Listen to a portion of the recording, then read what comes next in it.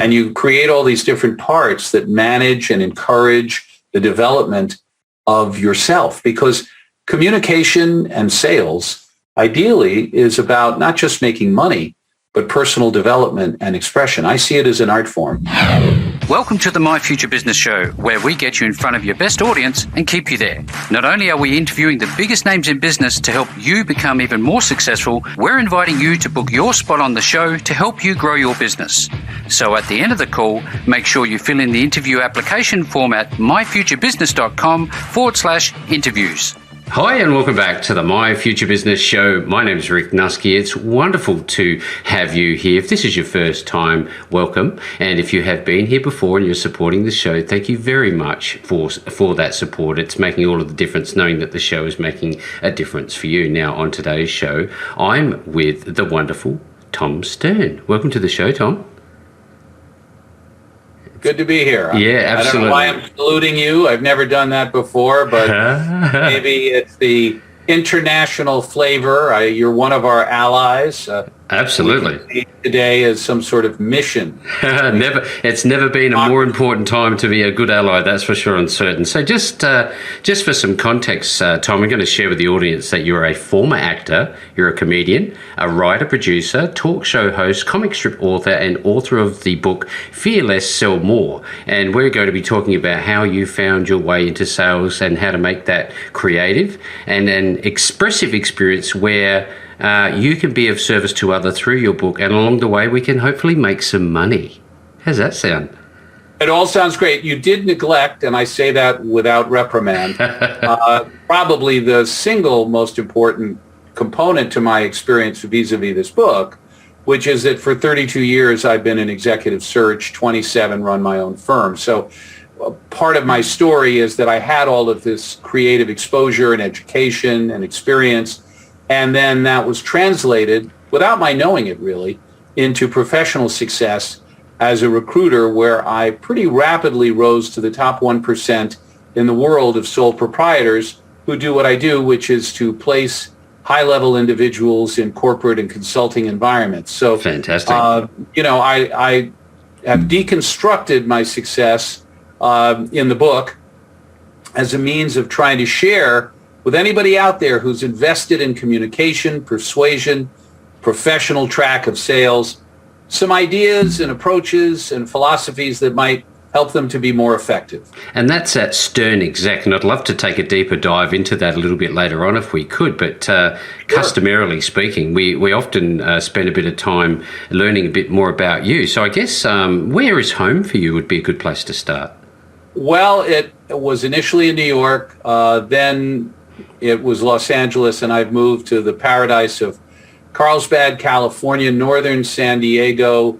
It's just a beautiful, sweet little gem. I'm 10 minutes from the beach. Oh, yes. I have a nice, comfortable home. I live here with my second wife. Kids are grown.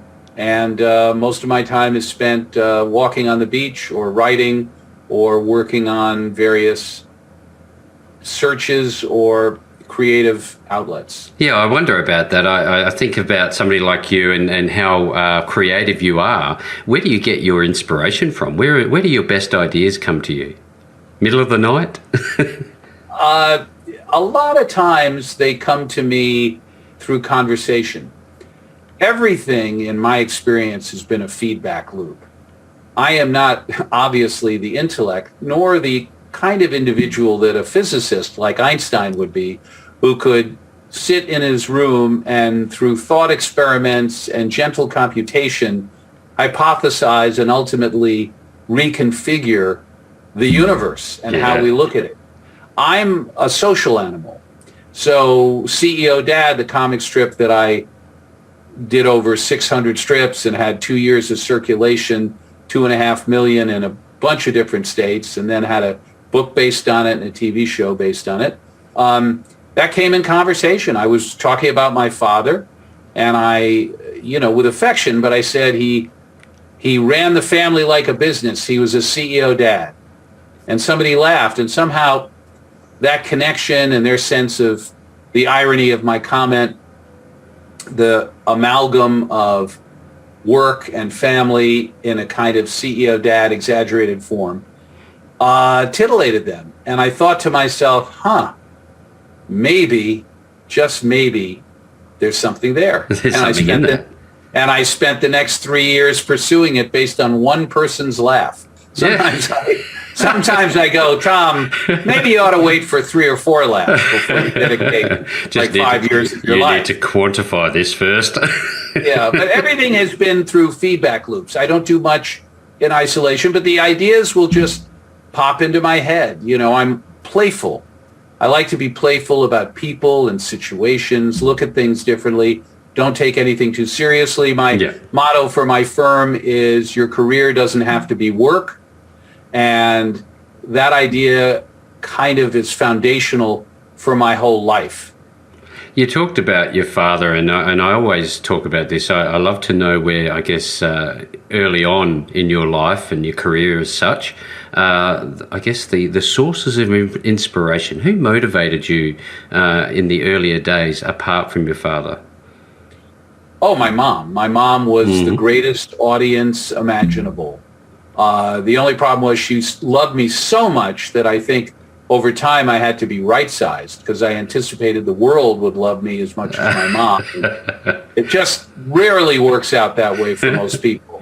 But everything I did she thought was funny, and you're so smart. And, you know, I would make the gentlest riposte in an argument, and she would say, "You should be a lawyer."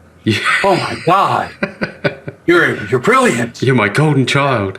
Yes. You know, I would have been a good lawyer. I would have been a good doctor. I would have been a good mime. I'd wave, and she'd go, "Oh, your hand control is incredible. You really should study with Marcel Marceau."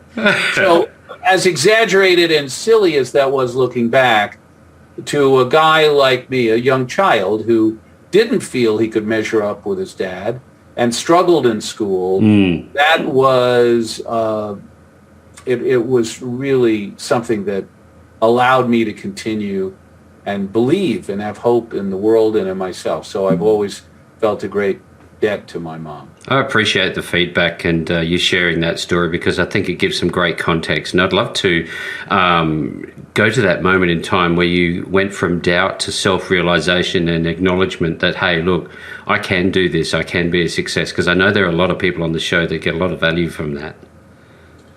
Well, the truth is, it wasn't until 30 years later that I had a real belief.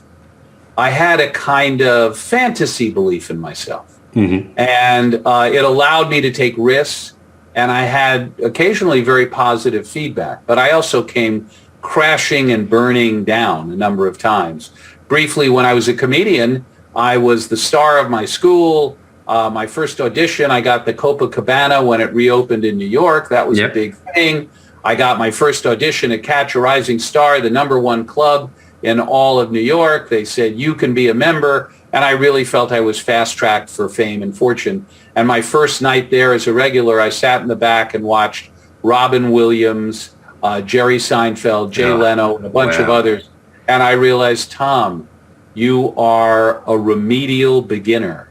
You have and it took me about 2 years to realize that I could not compete with them, that I would be probably a journeyman comedian, maybe better, but I didn't have their natural gifts and their prodigious capacity to write. So there were a number of disappointments. The truth is that my mother set a pilot light, which allowed me to keep experimenting. It was not until I was 3 months on the job as a salesperson, even after being an agent, because an agent, I developed a lot of skills in Hollywood, but it's statistically so hard to find and build a great career there. Many do it. I didn't believe that I could do it in that industry somehow, finally. But I was in a boiler room 3 months into my job as a search consultant in a tiny firm, and I just remember something didn't go my way, and I went, "You deserve to succeed. You are going to succeed at this." And it was a combination of this free-floating confidence that she'd infused me with, skills that I had developed over time, and then what I sensed was a market and an arena where I could, in fact, rise to the top. And it's that marriage between that internal belief Yep. and the opportunity that presents itself. And I was lucky enough to find that moment. You talked about, a number of times where you failed, and I know that, again, the audience loves to hear about these stories because, in a dark room, they often struggle to see the light, that there will be better days. What do you think people can learn from failure, and should they accept it as part of the process? Well, it's up to them, but I think failure's part of everyone's process. Steve Jobs failed with the company Next. Yep. He was thrown out of Apple and had to claw his way back in. Of course, he ended up being about as successful as any person in the 20th century on many fronts. But the difference, or the most important element in any failure, and we can use another term, something that doesn't go as planned, where you are not fulfilled. Failure is a tough word, but is to not marry it to shame and humiliation. This is where people get in trouble. And in fact, a lot of people don't take chances, because we should talk about fear. Yes, absolutely. Because they tie failure to humiliation. And then it all becomes very, very scary. Failure is a moment. It's an expectation that isn't met. It's an intention that is not returned. It is experience that isn't fulfilled. And all of that's painful. But it can, hopefully, if you develop the resilience and some of the things I talk about in the book, the tools, it is fodder for greater strength. You know the phrase, what doesn't kill you makes you stronger. Yep. I think it's Nietzsche. Of course, mine is, what doesn't kill you makes you thinner. But that's maybe another perspective we don't need to get into. But so I mean, I've had terrible moments where I felt so small and so crappy, and they passed. They passed horribly.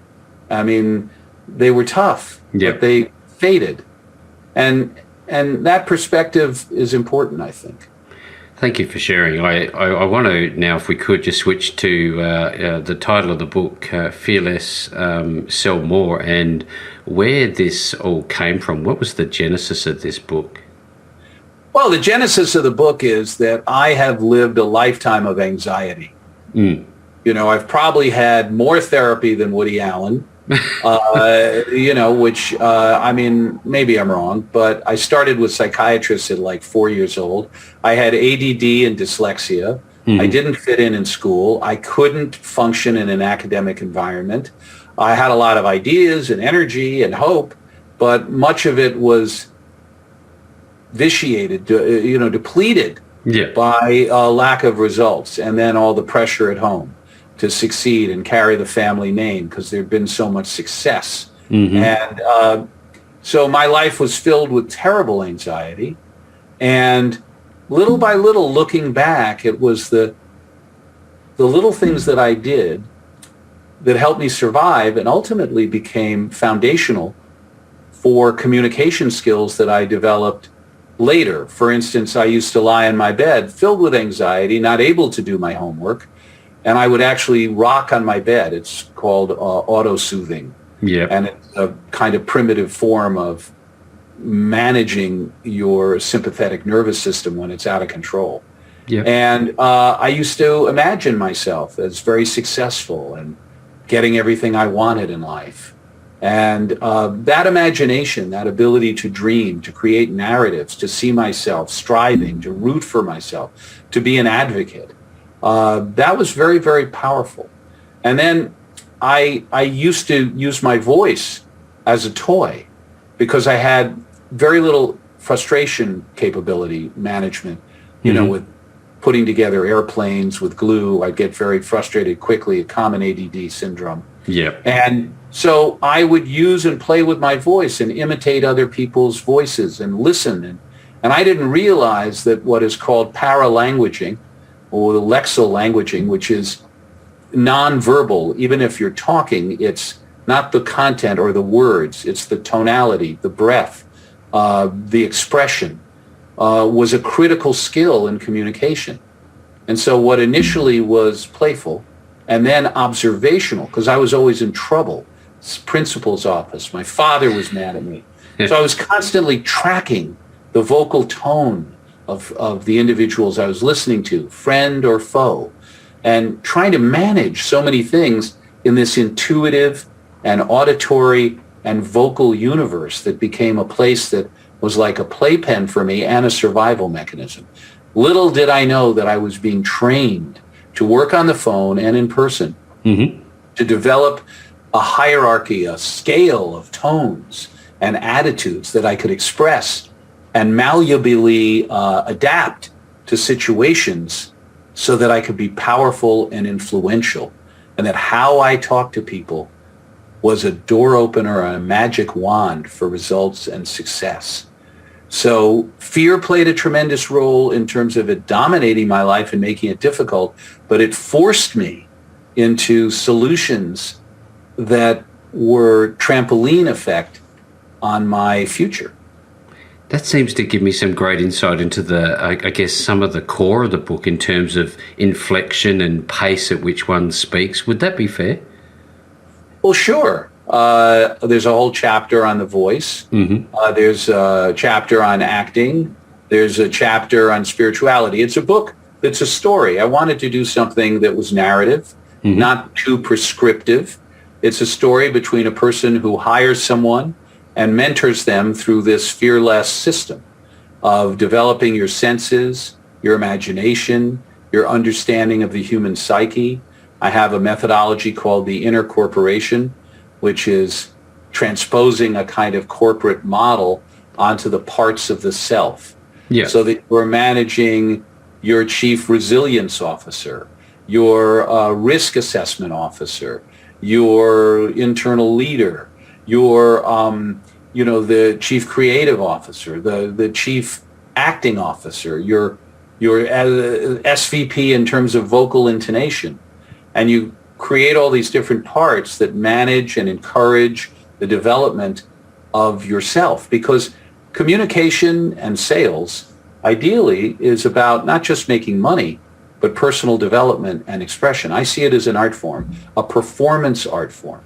And a lot of what manages fear is not only understanding where it comes from and being able to manage the chaos that ensues from fear. A lot of it is finding something else to think about. It's this simple. Talk to a tightrope walker. By the way, good luck finding one. But from what I understand, they don't look down. They are feeling the wind, sensing the muscles in their legs, taking in all of this sensory information. The last thing they're doing is looking down and thinking about falling to their death. So there are elements of the process that fascinate them and involve them. Well, it's the same with communication. It's a playpen for expression, for insight into other people, and for using your voice and your mind and your imagination and your heart. And words, language are like colors that you paint a canvas with. And when you see all of those elements, then each pursuit that you have is not a terrifying tightrope walk, but it's a scenic landscape that you're viewing from a high perch, and you have a sense of power and freedom, and that is what creates the capacity to be productive and fulfilled. That's a wonderful explanation. Thank you again for sharing. I wonder, is there something in this book for everybody, beginners and seasoned, experienced persons alike? I'd like to think so. These things are subjective. I try never to be dogmatic about my ideas. They have worked for me, and I can demonstrate how they work. I'm happy to do that with you in a kind of playful moment. I think that there is no one who has completely mastered the art of communication. It is infinitely fascinating. No one who has mastered personal development. It is not a finite journey. And no beginner who can't leave their mind open, if they don't judge themselves, to trying to play and experiment with elements. In fact, sometimes beginners are even more receptive because they don't have years of habits and training that tell them oh, all I need is information. All I need are the questions I have to ask. All I need is research. No.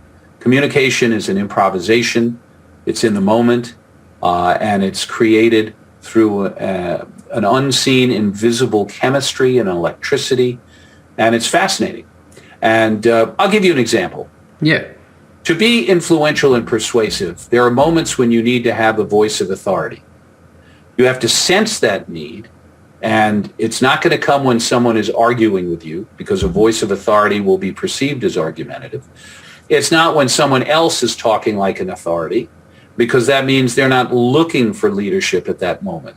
It comes when somebody sounds open, lost, frightened, anything that would require leadership, or even suspicious or circumspect or cynical about whatever you're discussing with them. Those are moments to have authority. Most people don't even know what their voice of authority is.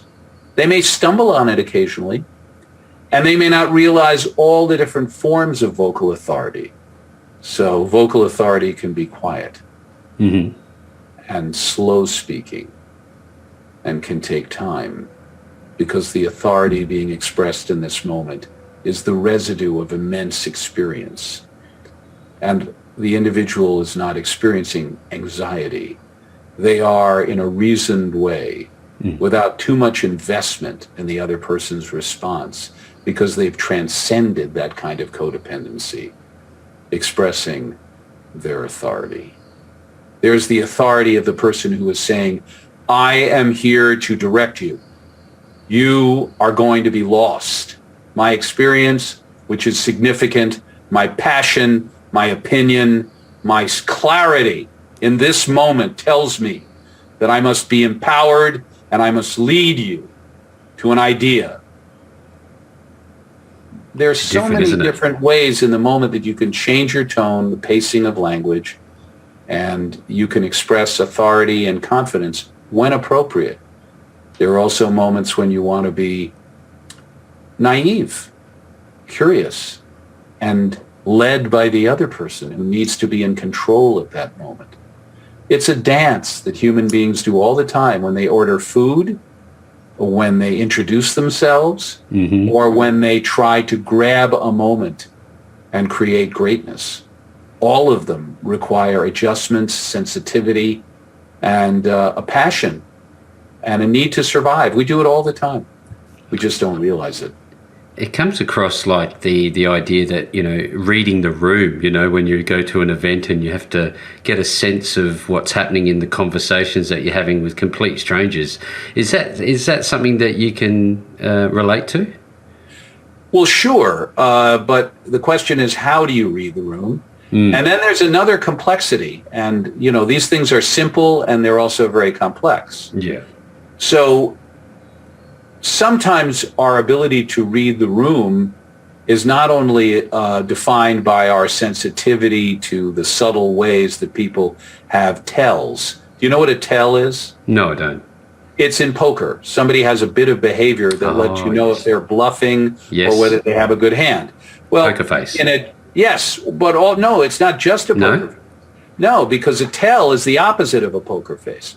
A poker face is neutral. It tells you nothing. So you play against someone. A tell is a piece of behavior that reveals something about who you are. So everybody has tells, revealing pieces of behavior that demonstrate either their confidence, their insecurity, their intention, their capacity, their lack of capacity. No, there are many elements that are demonstrated. So when you read a room, what you're really talking about is observing and assessing the tells or expressions and behaviors of the people there, their mood, their intention, their agenda, etc. The additional piece of complexity, though, is what's your mood and how much can you trust your capacity to read the room? See, this is where fear creates chaos, because if you're in a state of fear, you may interpret everything as an attack, a dismissal, all of your worst anxieties. And so that's where the inner corporation comes in, our ability to manage our own feelings. So we can come to a room and have confidence that we are reading what's going on without our own anxiety, without the overlay of our own fears. And that's why it's so important to excise fear from the human experience. It pollutes and corrupts and distorts. This is one of those conversations, I'm sure, that could go deep and wide. I wonder, is this a book that you would read once, or would you come back to it like a resource type of guide? How does it work? Well, I hope that you'll read it once, lose it, and have to buy a second copy. That's really what Of course. I mean, I'm trying to make some money here. But I think you could read it more than once. Yeah. I have read it more than once, but then again, it's my work, so I might have more interest in it than others. I do think that some of the concepts require thought, and so reading it twice might be a good idea. Experimenting with ideas, applying it might require a second read. People have told me that they've looked at it more than once and they've underlined things. But it's also hopefully entertaining, a breezy narrative, so that you don't feel you're being hit over the head in a lecture. And that was my intention, to make it fun. It sounds like it definitely would be a fun read. Now, what formats is it in? Do you have an audio book, or is it hardbound? There is an audio book. And looking back, I wish I'd used my own voice, but they had a professional do it. And I was so busy and so overwhelmed that I honestly just decided to take that off my plate. Running my business, getting the book ready, dealing with family and personal issues, all of it. I just went, okay, I heard the guys. Yeah, I listened to a few different people. This one guy had a very nice way about him. He was clearly professional. My second book, I'll do the audio. Absolutely. That'd be something to look forward to, that's for sure. And certainly I'd love to swing back around to details about the book in a moment. But if we could, I'd love to talk a little bit about Stern Executive. What's that all about? Let's deep dive into that. Stern Executive Search. I was a recruiter for a few years working for other people. And I really got very lucky. I'd like to think that the luck was also planned. No. I planned very little, but it was a byproduct of my skills. I do think that played a role, because a client came to me and said, "You've done great work for us. We're about to grow at 50% a year." The client was Price Waterhouse before it merged with Coopers & Lybrand. "And we'd like you to recruit for us." And so I took a bold step and said, well, I would need an annual retainer to make that kind of commitment. So they gave me an annual retainer and they covered my costs. So I literally started the business with 100% margin working out. Wow. So I was very lucky. Yeah. But I do think I earned that opportunity with the work I'd done with them over a 4-year period. But I am humbled looking back at my good fortune that I was doing my job at a time when this explosive growth occurred. And I was in my house, selling away. I would be telling people, Stern Executive Search, our grasp is global, our capacity is unlimited, our dedication is immeasurable. And I was doing it from this tiny office in my home. And it all sounded really impressive until my dog started barking in the background. And I would make a joke like, well, that's one of my senior vice presidents. He's very excited. He just got a promotion. And so you'll have to forgive me. And then I'd make a joke out of it. And my first wife used to tease me because to keep myself going, I would actually give myself plaques that I put on the wall of my earnings. Thankfully, I didn't put like employee of the month because I was the only employee. So it would have been a little bit rigged. But yes, at the end of each year, I'd put my earnings and I'd look up at those plaques for inspiration. And looking back, it's silly. But at the same time, it was scary being out there alone. And I kind of needed to remind myself. And I would tell anyone, if at times you need to use kind of primitive mechanisms to reassure yourself, to bolster yourself, to regird and to create resilience and courage by giving yourself some pats on the back. There's nothing wrong with it. But it was, a little bit silly. But I had plaques on the wall, and I was out there pounding the desk and selling hard. And again, was just very lucky and took advantage of it and dove in head first. the rest is history. You know, you do what you do to make a difference, don't you? If it helps you to believe in your abilities to achieve something, you do it, don't you? You do, but you also hopefully keep an open mind and have a learning capability. Because I look back at those first few years and all I was concerned with, because I was so afraid that I would fail. And I had failed before in life. And this felt like the biggest risk, even if it wasn't monetary risk. I wasn't investing money.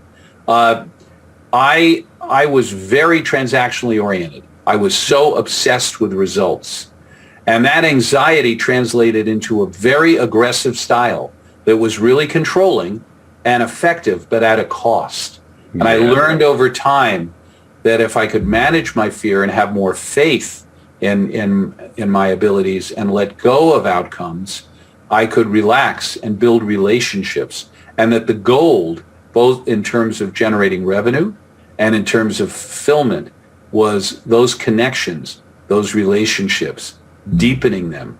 And that's what really helped me in the long run. That's powerful insight. I'm loving this call. Thank you so very much. I'm wondering if you could share where people can find Stern Exec. Oh, Stern Executive Search. Well, I'm real busy, but it's sternexec.com, STERNEXEC. And you can also go to Tom Stern Central if you want to learn and look at some comic strips, see my sister accepting an Academy Award and thanking me for the writing I did on the animated short, listen to some snippets with Jay Leno and a bunch of celebrities from my nationally syndicated radio show, and fantastic. my blog and video blog. So that's all there. It's kind of across a couple of different landscapes. And then you can go to Amazon or Barnes & Noble and buy the book, which has a foreword by Jay Leno. Yes, I was going to ask you about that. Well, Jay's a great guy. He's always been, very generous with me. And in the book, I explain how he really launched my sales career. Yeah. I was down on my luck with writing and producing. I kept selling projects, but when I wrote them, they didn't get made, which is not uncommon. But I was running out of money, and I was at the Improv talking to Jay, and I said, maybe I'm better at selling ideas than actually executing them and writing them. And he said, Tom, my agent is, they're looking for a new person on the West Coast. Let me make a phone call. And I'll never forget, the president of the company called me the next morning, unannounced, at 7 a.m. And I'd been up till 3 with all these comedians eating, incredibly sugary foods and gone to sleep at like 5 a.m. I was completely hungover. And he had this powerful voice. His name was Bob Williams. And he got on the phone and he said, is this Tom Stern? Is this Tom Stern? And I was like completely out of it. But I knew who he was. I knew he ran the represented Jay. And I went, yes, Bob, how are you? Somehow I just went into that vocal tone. Yes. The button, generating the energy. And he laughed. He said, you haven't gotten any sleep, have you? And I said, absolutely correct. I've had 2 hours sleep and I'm exhausted. How are you, Bob? And so I got that job, and I really started to sell in earnest. Previously, as a producer, I had pitched ideas and done selling informally, and it was there in representing celebrity talent and, the rest is traversing history. the Hollywood social scene that I became a professional salesman, and it trained me, to become a recruiter and run my own business. So I owe a lot to Jay, actually. Yeah, well, thank you again for sharing. This has been a wonderful journey, and it's amazing how time flies when we're having a great conversation. I really do appreciate it as much as the My Future Business audience does as well. Now, if you wouldn't mind just quickly again sharing those 2 website domains where people can find you. Sure, my pleasure. Sternexec.com, STERNEXEC, is my search firm website. And then Tom Stern Central is where the Stern Executive Search website is, the access to my book, my video blogs, my blogs, the stuff on my comic strip, my radio show that I did. So it's a kind of one-stop shop, Tom Stern mania. Probably Excellent. More than you could ever digest in one sitting. In one sitting. That's exactly the sites we're looking for, Tom. Now, if you're on the call with us today and you've enjoyed this call, I'll be making sure that the links back to both those sites are available for you to follow up and take a look at, which I highly recommend that you do. And with all that being said, Tom, thank you so very much for spending some time with me on the My Future Business show today.